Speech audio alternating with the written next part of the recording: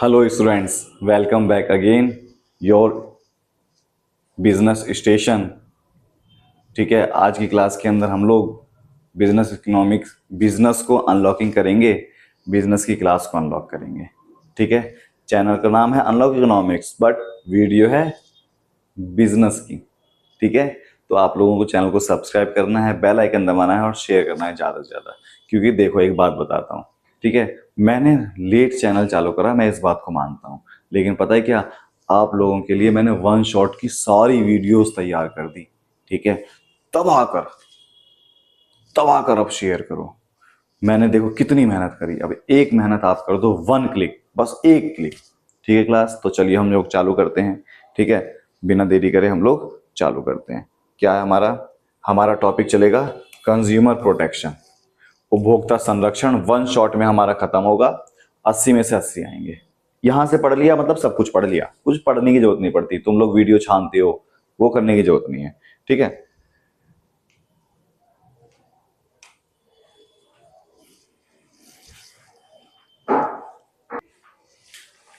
ठीक है, तो हम लोगों का टॉपिक क्या है? हम लोगों का टॉपिक है ये, हम लोगों का टॉपिक है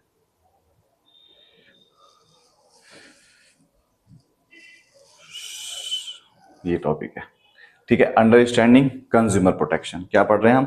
अंडरस्टैंडिंग कंज्यूमर प्रोटेक्शन कर रहे हैं। ठीक है, consumer protection ensure fair practice, it empower consumer with right to information and foster trust the marketplace. मतलब क्या बोला? कंज्यूमर उपभोक्ता संरक्षण, ये टॉपिक है। इसका मतलब क्या बोला? उपभोक्ता संरक्षण के अंदर, उपभोक्ता संरक्षण में ये बोला कि ये जो कंज्यूमर है, इसके साथ, ये जो उपभोक्ता है, इसके साथ कोई अनफेयर प्रैक्टिस ना हो जाए।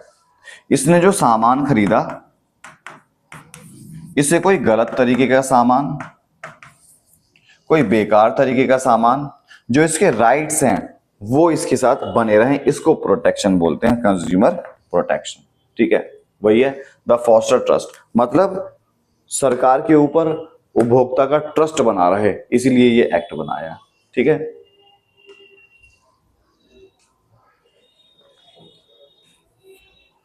Y consumer prospective matters. क्यों? जो कंपनी वाले हैं ना, जो ऑर्गेनाइजेशन है, वो ऑर्गेनाइजेशन ना, पता है, कंज्यूमर को इग्नोर करने लग जाते हैं सिर्फ अपनी चांदी काटने के चक्कर में। तो बोला many consumer lack market knowledge, उन लोगों को मार्केट की नॉलेज के बारे में, मार्केट के बारे में नॉलेज नहीं होती। ठीक है, क्या वैल्यू, क्या उनके साथ फ्रॉड हो रहा है, ठीक है, उनकी वैल्यू क्या है मार्केट में, उन्हें यही नहीं पता होता। Unorganised customer, individual customer struggle against the corporation. एक अकेला जो इंसान है ना, वो स्ट्रगल करता रह जाता है, उसमें अगर गलत सामान मिलता है तो उससे बचाता है ये। वाइड स्प्रेड एक्सप्लॉइटेशन, मतलब शोषण, बहुत बड़ी मात्रा में शोषण होता है कस्टमर का। Unfair practice harm many customer protection need against the exploitation, मतलब सामान तो खरीद लेते हैं और बहुत ज्यादा उनके साथ क्या होता है? शोषण होता है। ठीक है, फिर उसके बाद बिजनेस बेनिफिट ऑफ प्रोटेक्शन। अब क्या होगा? बिजनेस का क्या बेनिफिट है? व्यापार, तुम जो ये जो हमने व्यापार चालू करा, प्रोटेक्ट करने से इससे क्या होगा? Long term straight. तो क्या होगा? अगर हम कस्टमर को खुश करेंगे, हैप्पी करेंगे, तो हमारे ऊपर लॉन्ग टर्म इंटरेस्ट बना रहेगा लोगों का। ठीक है, resources business use social resources responsibility demand fair customer dealing. मतलब जब कस्टमर से हम डीलिंग करेंगे ना, तो उससे कोई हमें चालाकी नहीं करनी, उसके साथ हमें सोशल रिस्पॉन्सिबिलिटी अपनानी है, सब कुछ बताना है। ठीक है, सोशल रिस्पॉन्सिबिलिटी क्या? Business should be serve social consumer protection part serving society. ये जो सोसाइटी में जो रहने वाले लोग हैं, अगर इनको अच्छा सामान मिलेगा तो सोशल रिस्पॉन्सिबिलिटी हमने निभा दी ना, तो सोशल रिस्पॉन्सिबिलिटी निभाई जाती है। फिर क्या हुआ? मोर बिजनेस एडवांटेज, और क्या है? मोरल जस्टिक्शन, फेयरनेस एंड एथेंसी right, business gain moral standard. अगर एक बिजनेसमैन लोगों के साथ फेयर तरीके से व्यापार करता है तो उसे क्या मिलता है, मोरल स्टैंडिंग, नैतिकता मिलती है, उसे जिम्मेदारी मिलती है, लोग उसे अच्छा मानते हैं कंपनी। ठीक है, गवर्नमेंट इन टर्म्स, सरकार भी उन्हें क्या करती है, हेल्प करती रहती है। अगर सरकार फिर उन्हें क्या करेगी, प्रोटेक्ट करेगी। ठीक है, समझ में आया? Protective protection, avoid the regulation. अगर कोई मान लो उनको अवॉइड करता है तो सरकार रूल और रेगुलेशन बनाती है, फिर उसके ऊपर कार्रवाई करेगी। इससे बचने के लिए लोग क्या करते हैं, इससे बचने के लिए ये सारी चीजें करी जाती है। ठीक है, फिर उसके बाद कंज्यूमर प्रोटेक्शन एक्ट 1986, याद रखना, कंज्यूमर प्रोटेक्शन एक्ट 1986 कब आया, 1986 में आया। क्या बोला इसमें, landmark legislation, the act establish consumer right in India, it provide framework of residential. मतलब जो रहने वाले जो लोग हैं, जहां पर वो रहते हैं, उसके लिए अधिकार दिया गया। empowerment, consumer gained legal resource against unfair practice. This empowered them the level of playing field. मतलब कोई कंज्यूमर के साथ खिलवाड़ करता है तो उसके अगेंस्ट लीगल कार्यवाही भी करी जा सकती है, यही लिखना है। अगर कोई उपभोक्ता के साथ गलत व्यवहार करता है, शोषण करता है, तो वो क्या कर सकता है, कानूनी कार्रवाई कर सकता है, ये बनाया गया। ठीक है, business become more accountable act improvement. ये एक्ट बनाने से जो कंपनी वाले हैं, जो बिजनेस है, उनकी अब जिम्मेदारी बन गई। उनकी जिम्मेदारी हो गई कि तुम कस्टमर को तुम सेटिस्फाई करोगे, तुम कस्टमर को प्रोटेक्ट करोगे। ठीक है, फिर उसके बाद की कस्टमर राइट क्या क्या है, कौन कौन से राइट है। राइट टू सेफ्टी, जैसे हमने मान लो फोन खरीदा, ब्लास्ट हो गया तो राइट टू सेफ्टी हो गया। Right to be heard, customer concern must be, मतलब सेफ्टी का मतलब सुरक्षा का अधिकार। राइट टू हियर्ड मतलब consumer concern must be address by business, ensure the transparency और अकाउंटेबिलिटी। मतलब ये जो कस्टमर है इसको पूरी तरीके से क्या हो, पार्शियलिटी होनी चाहिए, कोई चीज छुपी नहीं रहनी चाहिए, उसके लिए वो कार्रवाई करा सकता है। राइट टू बी इंफॉर्मेशन, जो उसने वो जो प्रोडक्ट खरीदा उस प्रोडक्ट के बारे में अच्छी चीजें जो बताई जा रही है, उसके साथ जो नेगेटिव पॉइंट है उसे वो भी बताने चाहिए, उसको इंफॉर्मेशन का अधिकार है। ठीक है, फिर इसके बाद more consumer right, right to choose, चुनने का अधिकार, कोई हमें जबरदस्ती नहीं बोल सकता तुम्हें यही सामान खरीदना है। राउट टू एजुकेशन, उस प्रोडक्ट के बारे में, इस प्रोडक्ट के बारे में जितनी भी जानकारी होनी चाहिए मुझे दी जाए, तो वो क्या है, right to information. Right to redressal, seeking remedy grievance, ensure justice, fair resolution. अगर मान लो किसी कस्टमर के साथ अनफेयर हो गया तो उसके पास अब केस लड़ने का भी क्या दे दिया, अधिकार दे दिया। ठीक है, फिर कस्टमर की रिस्पॉन्सिबिलिटी क्या होती है, मार्केट के बारे में जानकारी प्राप्त करना, जो सामान वो खरीद रहा है उसके बारे में पूरी उसे जानकारी होनी चाहिए। क्वालिटी कंसिस, जब वो सामान खरीद रहा है ना तो क्वालिटी से कोई वो ना करे। जैसे मान लो बहुत सारे कस्टमर होते हैं ना, 5,000 रुपये खर्च कर रहे हैं और कोई सामान 5,500 का मिल रहा है उससे अच्छा, वो छोड़कर आ जाते हैं। तो कभी कभार क्वालिटी को ज्यादा प्रेफरेंस देना चाहिए। सेफ प्रोडक्ट यूज, ऐसा प्रोडक्ट यूज करें जो सेफ हो। ठीक है, हानिकारक प्रोडक्ट यूज ना करें। फिर फर्दर और क्या है, अच्छे तरीके से सारे लेवल्स देखे, उसके रिव्यूज देखे, कैश मेमो बिल जरूर रिसीव करें। बी ऑनेस्ट, और बिल्कुल ऑनेस्ट तरीके से, ईमानदारी तरीके से काम करें। ईमानदार रहे किसके लिए, जब वो सामान खरीद रहा है तब कस्टमर कोई चोरी ना करे। ठीक है, फिर उसके बाद कंज्यूमर की और क्या रिस्पॉन्सिबिलिटीज होती है ये देखते हैं। कंज्यूमर की जो रिस्पॉन्सिबिलिटी है, फाइल कंप्लेन, अगर उसके साथ अनफेयर होता है तो कंप्लेन को फाइल करे। Form organisation creating consumer group, enhance collective action. फिर जब उसके साथ कोई अनबिहेव हुआ, कोई उसके राइट्स को हनन हुआ, तो क्या करे, फॉर्म एक ऑर्गेनाइजेशन के पास जाए कंप्लेन कराने के लिए, नहीं कि बस घर में बैठा हुआ रहे। Respect environment, consider environmental impact of consumption. जब वो सामान खरीदे तो इन्वायरमेंट को वो स्वच्छ बना कर रखे, इन्वायरमेंट बेकार ना करें। assert right ensure the deal by knowing and using your right। जो उसके पास अधिकार हैं उसको वो जाने और उस अधिकार को वो यूज करे। मेरे पास अधिकार है नॉलेज का, नॉलेज लूं और उसे क्या करूं, मैं यूज करूं। ठीक है, कंप्लेन का अधिकार है, उसको यूज जानो कैसे कर सकते हैं। ठीक है, फिर उसके बाद है defining the consumer role, goods consumer, individual who purchase intangible item. जब कोई इंटेंजिबल आइटम खरीदा जाता है तो उसको प्रोटेक्ट करा जा सकता है। कोई सर्विस प्रोवाइडर है, सर्विस ले रहा है, सर्विस से उसे क्या दिक्कत हो गई तो भी क्या हो सकता है। जैसे एग्जाम्पल क्या है, किसी व्यक्ति ने राजधानी बुक जो गाड़ी है ना वो बुक करी थी। बुक करेगा मतलब उसने अपनी राजधानी में फर्स्ट एसी के अंदर उसने सीट बुक करी और फर्स्ट एसी का टिकट ही 3500-4000 के आसपास का होता है। ये सच्चाई, ये फैक्ट है। ठीक है, तो उसने क्या करा, जब वो ट्रेन से सफर कर रहा था ना तो राजधानी की एक लाइन है कि बिल्कुल आरामदायक, घर जैसा अनुभव, घर जैसी फीलिंग। जब वो वहां पर गया तो ट्रेन हिलती है, सबको पता है। उसके कमर में दर्द चालू हो गया।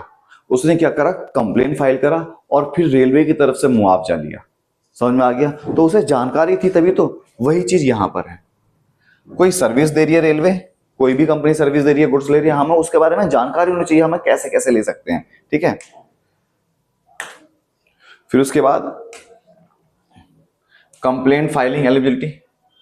इंडिविजुअल एक अकेला कस्टमर कर सकता है, ग्रुप में भी कर सकते हैं, कंज्यूमर एसोसिएशन में जाके कर सकते हैं और गवर्नमेंट बॉडीज में जाके कर सकते हैं। मतलब एक अकेला इंसान भी कंप्लेन कर सकता है, कुछ लोग मिलकर भी कंप्लेन कर सकते हैं। ठीक है, रजिस्ट्रेशन बॉडीज एंड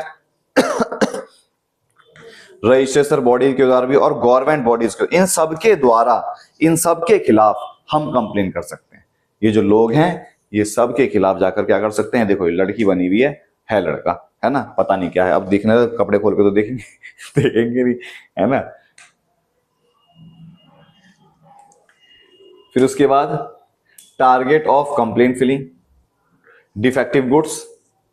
अगर कोई सामान हमने खरीदा, मैंने ऑर्डर करा, फोन आ गया, क्या, टूटा हुआ फोन, उसके लिए हम कर सकते हैं।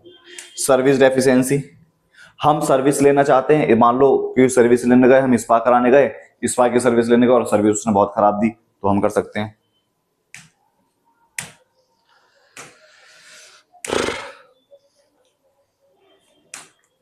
कहां कहां जा सकते हैं कंप्लेन कराने के लिए, कौन कौन सी एजेंसी है।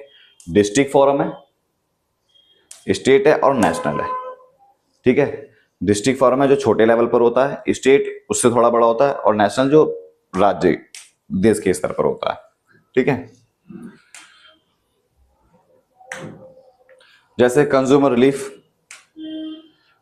रिलीफ एंड रेमेडीज क्या होती है, डायरेक्ट डिफेक्ट रिमूवल। जब उसने कंप्लेन करी, कंप्लेन करने के बाद क्या होगा, जो उसकी प्रॉब्लम है या तो उसकी प्रॉब्लम को सॉल्व करा जाता है। रिमूवल ऑफ डेंजरस गुड्स, जो डेंजरस गुड्स आ गया था उसे खत्म करा जाता है, उसे हटाया जाता है। प्रोडक्ट को या तो बदल कर दिया जाएगा या shopping hazard manufacturing case production, जो उसने प्रोडक्शन करी थी उस प्रोडक्शन को रुकवाया जाएगा, कोई नया चीज बनाया जाएगा। ठीक है, फिर क्या हुआ, रोल ऑफ कंज्यूमर ऑर्गेनाइजेशन। ठीक है, कहां कहां पर हम जा सकते हैं,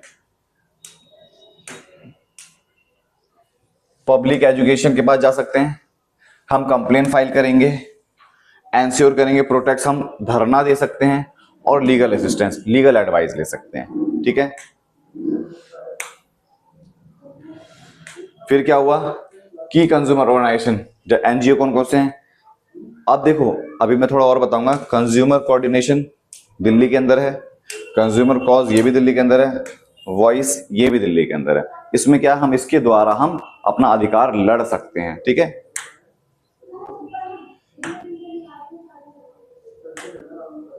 मोर कंज्यूमर ऑर्गेनाइजेशन, ठीक है, ये मुंबई के अंदर पाई जाती है, ये भी मुंबई के अंदर है, ये कोलकाता के अंदर है। समझ में आया? तो हमारा कंज्यूमर प्रोटेक्शन जो है चैप्टर वो खत्म हुआ, लेकिन थोड़ा सा और जानो क्या है इसके अंदर।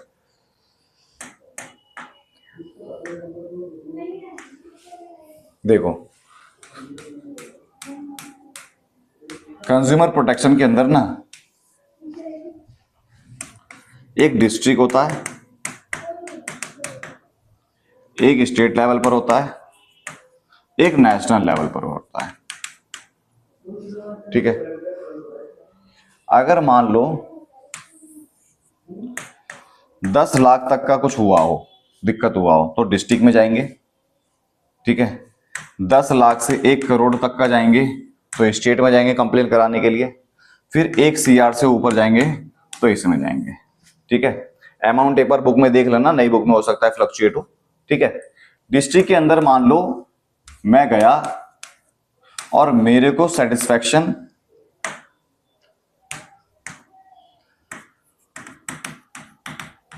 नहीं मिली, मेरे को सेटिस्फैक्शन नहीं मिली।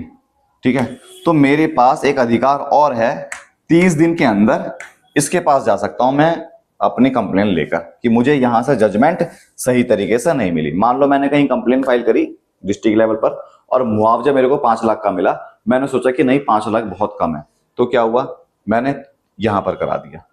यहां से मैं सेटिस्फाई नहीं हुआ तो 30 दिन का मेरे पास टाइम और रहेगा, 30 दिन के अंदर मेरे को यहां पर, इसके बाद हम कहीं नहीं जा सकते। समझ में आया? तो यहां तक हमारा ये प्रोसेस था। ठीक है, एक एग्जांपल, जैसे एक एग्जांपल है, और गुड़गांव में ना, गुड़गांव में मेट्रो आ रही थी, गुड़गांव में मेट्रो आ रही थी, मेट्रो का नक्शा पास हो गया था, पिलर बनने चालू हुए थे, एक पिलर ना किसी के घर में आ गया था, घर में आ गया तो मतलब नक्शा वहां पर पास हो गया। अब सरकार उससे घर ले रही, वो देगा नहीं, उसे मुआवजा भी दिया।